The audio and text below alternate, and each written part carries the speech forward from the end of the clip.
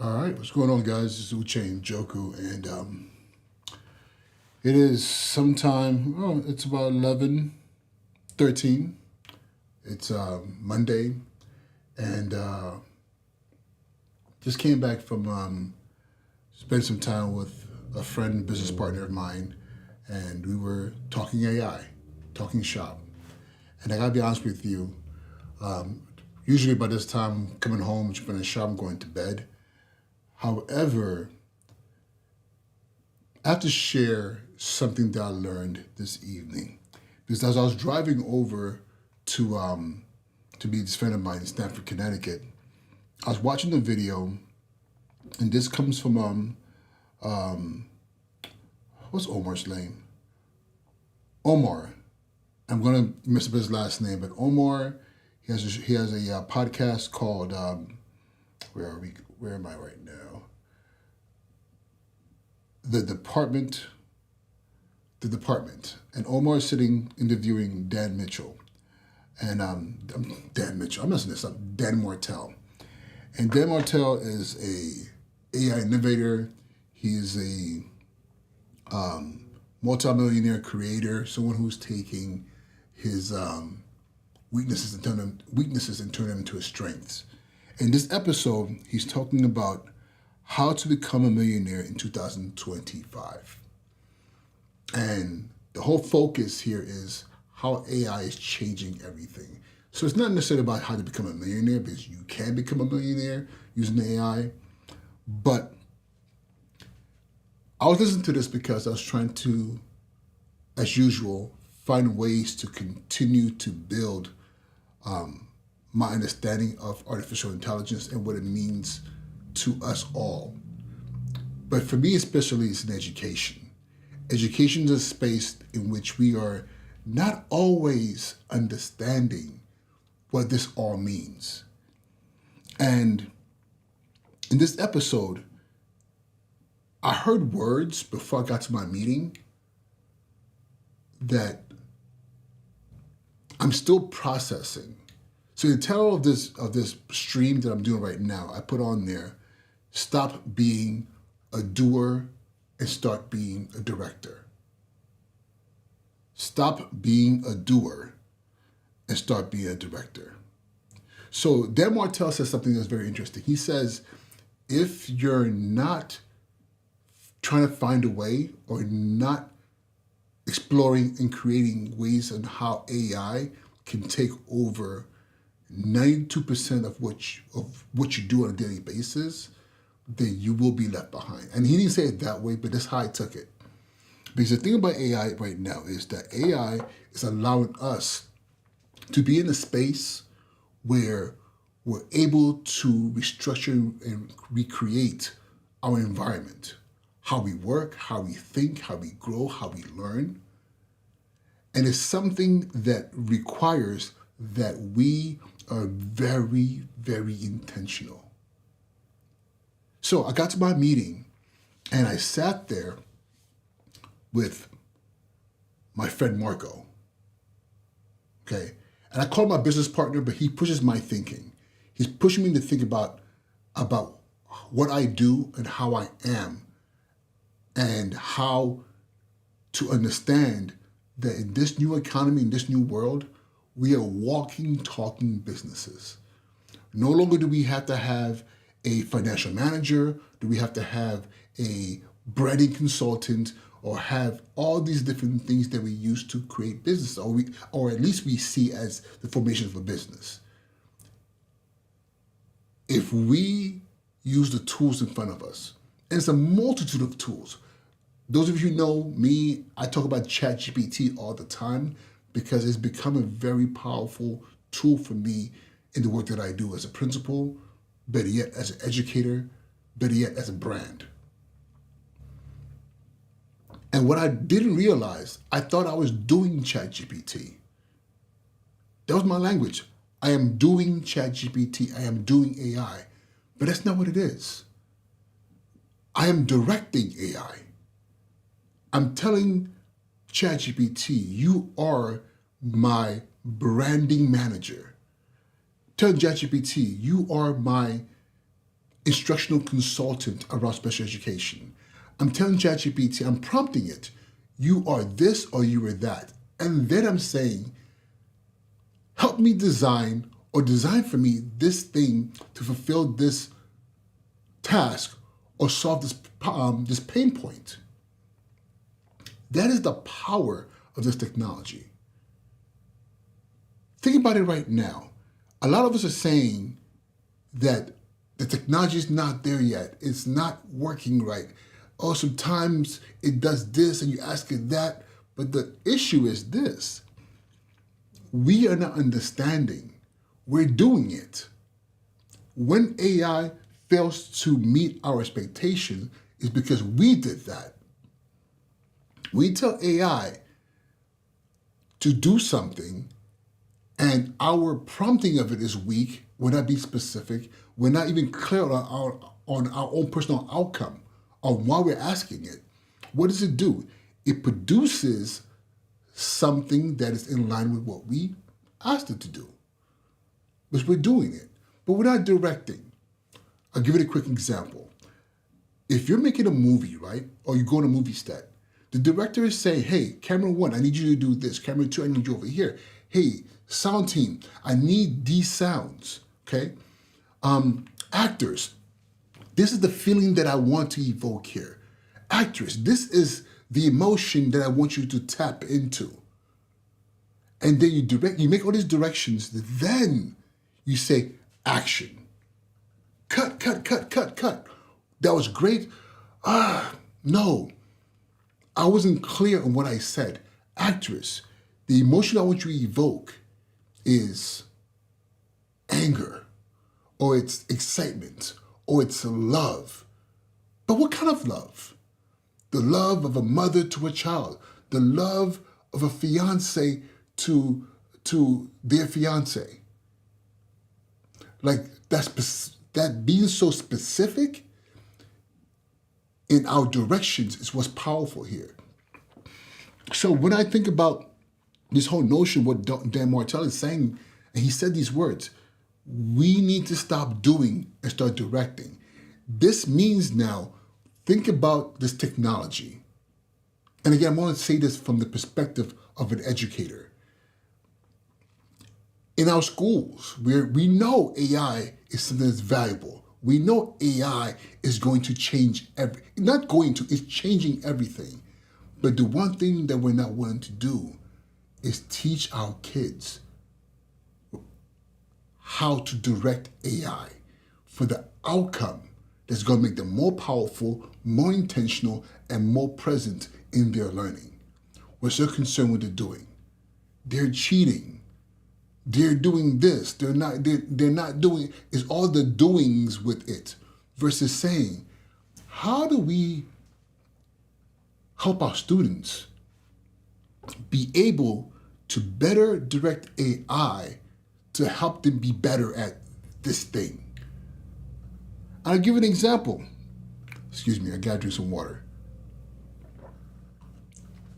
For those of you who don't know, but you wouldn't know this, but I am on a 4-day fast. I don't know why I'm doing this. I do know why I'm doing this, but I am on a 4-day fast. So today is the close of day 1 of no food, just water, a little bit of coffee here, but just water, and no solid foods, hopefully till Thursday. But my cutoff point where I'm like, I gotta get to is 3 days, but my goal is to get through Thursday and hopefully Friday morning. So, cheers.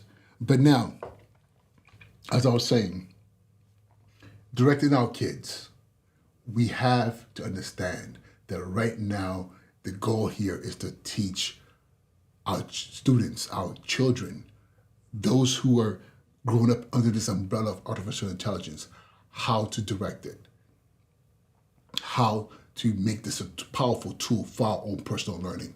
Because if we don't do this, I'm telling you right now, the outcomes are going to be horrendous for our children, for our communities, for those spaces where we always complain that there's lacking. We have to make sure that we're being very intentional when we teach our children.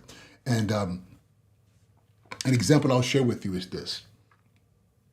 So today, as I'm sitting with Marco, and for those of you who don't know Marco, my last video that I did, I believe, on LinkedIn was he and I talking about AI and AI tools. We talked about Observe AI, which is a very powerful tool for school leaders in doing observations and being able to give actionable feedback that is accurate and that is timely and that is,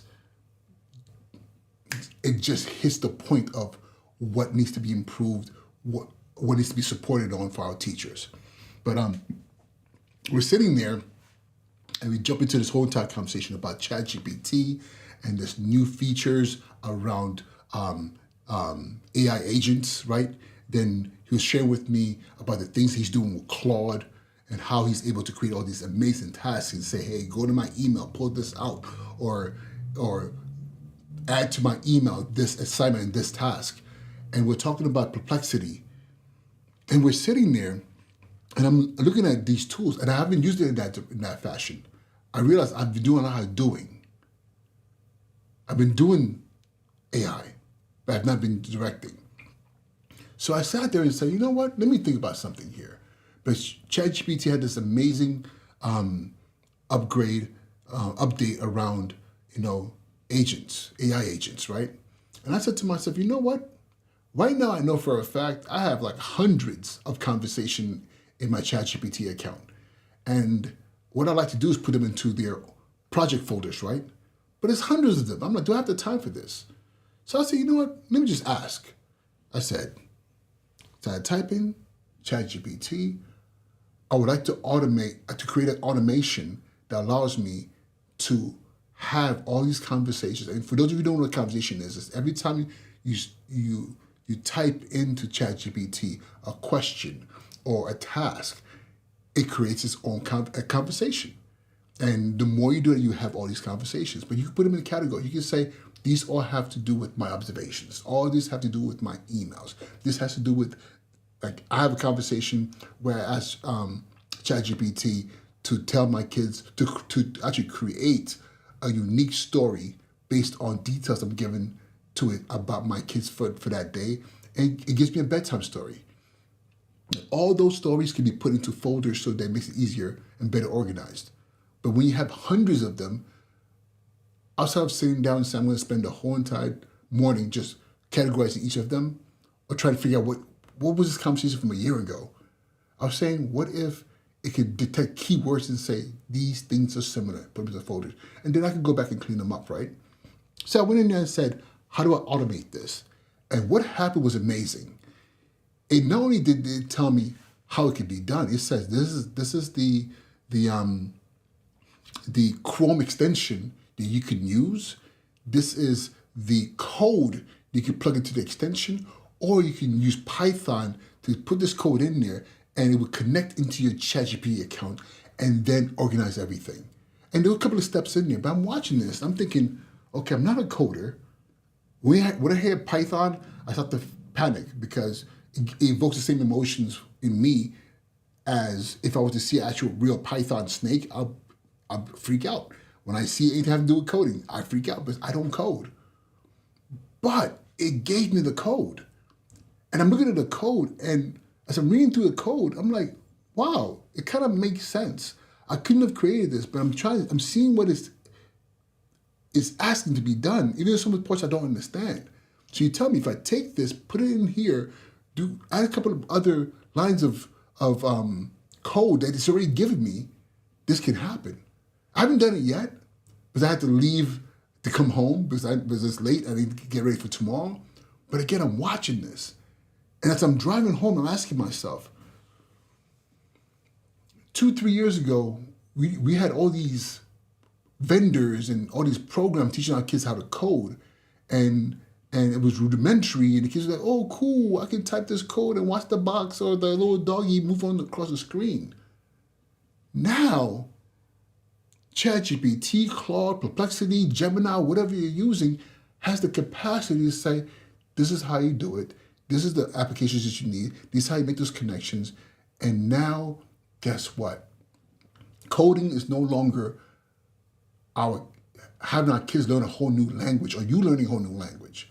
Coding is you being able to direct AI to give you the steps on how to do this in literally minutes, maybe half an hour, maybe a couple of hours, but you can do it yourself. And while you're doing that, guess what you're doing?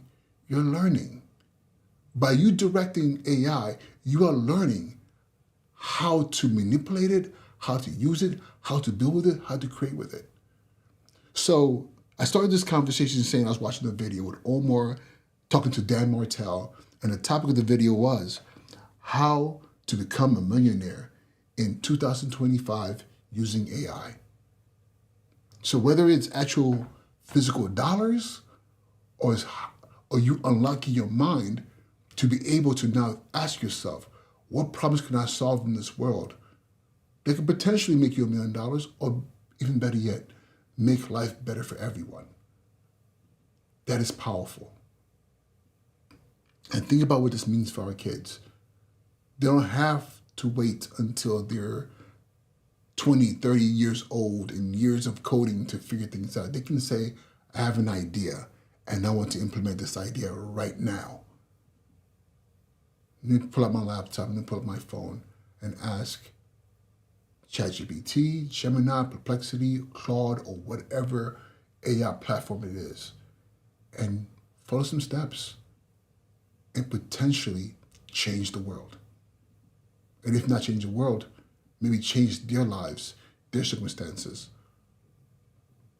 Or at minimum, expand their view of everything and know that they have power in their hands that's not just about social media and watching videos and swiping, but creating. All right, y'all, Uche and Njoku. I gotta go to bed. Solomon, my brother, I see you. You dropped a quote. Good evening. Good evening to you, my brother. And I'll holler at y'all later. All right, be well. Peace.